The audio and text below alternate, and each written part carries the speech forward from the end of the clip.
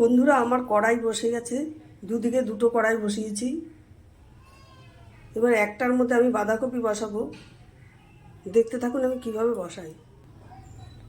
কড়াইটা আমার গরম হয়ে গেছে। আমি কড়াইতে তেল দিয়ে দিলাম। আরেকটা কড়াইতে যেটা বসিয়েছি এটার মধ্যে আমি তেল দিয়ে দিলাম। এটার মধ্যে আমি মাছের মাথাগুলো ভাজবো, আর এটার মধ্যে আমি বাঁধাকপিটা বসাবো। তেলটা আমার গরম হয়ে গেছে। এর মধ্যে আমি তেজপাতা আর জিরে ফোড়ন দেবো।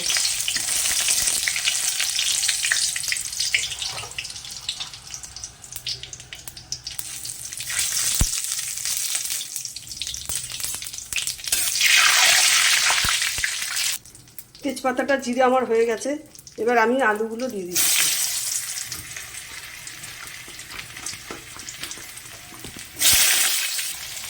আলুর ভিতরে আমি নুনগুলো দিয়ে দিলাম।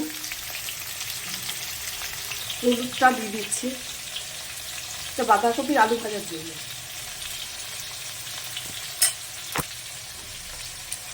পাশের কড়াইতে আমার তেলটা গরম হয়ে গেছে। এবার আমি মাছের মাথাগুলো দিয়ে দিচ্ছি। মাছের মাথার ভেতরে আমি হলুদ দিয়ে দিলাম, এগুলো নুন দিয়ে দিলাম।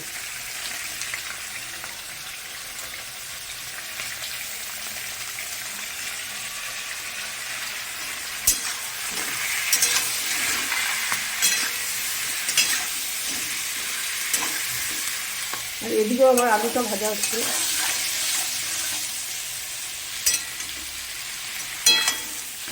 এইভাবে করে আমি এগুলোকে সব ভেজে নিই। আলুটা আমার ভাজা হয়ে গেছে। আলুটা এবার আলুর ভেতরে এই থালার ভেতরে যে মশলাগুলো রেখেছিলাম সেগুলো সব ঢেলে দিলাম।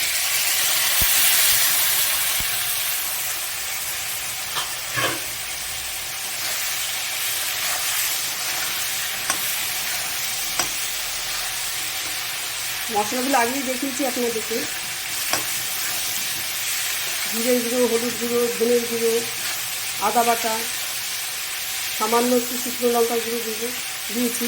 এবার কাঁচা লঙ্কাটা আমি পরে দেবো। আলুটা আমার কষানো হয়ে গেছে। এবার আমি বাঁধাকপিগুলোকে দিয়ে দেবো।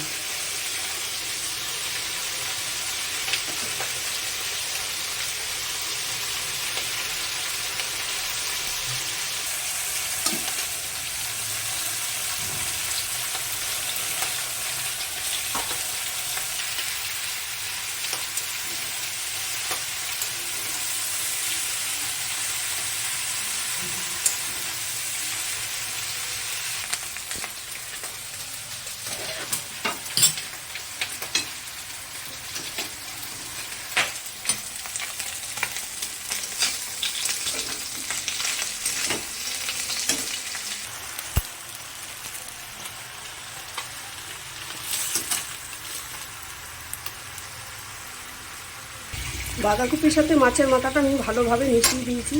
এবার এটাকে ঢেকে দেবো। এবার এটা আস্তে আস্তে হবে। আরেকটা গ্যাসের ওভেনে আমি আরেকটা কড়াই বসাচ্ছি, সেখানে লোটে মাছ করব।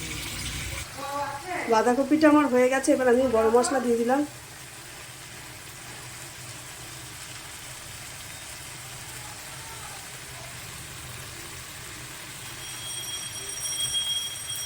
এর মধ্যে একটু চিনি দিয়ে দিলাম। এবার নাড়িয়ে চাড়িয়ে আমি এটাকে নামিয়ে দেবো।